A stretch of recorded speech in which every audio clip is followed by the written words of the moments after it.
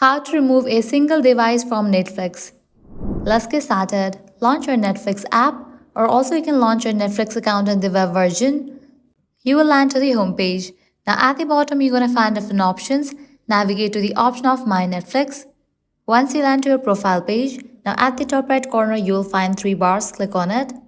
Different options will pop up. Click on the option of account. Once you land to the account page, scrolling down you're going to find different sections. Under security and privacy, you will find the option of manage access and devices. Open this option. Now in this page, you're going to find the list of devices that are using your Netflix account. If you want to remove a single device from Netflix, all you have to do is head towards that device and then click on Sign Out. Well, this way you can easily remove a single device from Netflix. This is really simple and quick process. At the end, if you guys find this video helpful, don't forget to like, share and subscribe to our channel. Thanks for watching.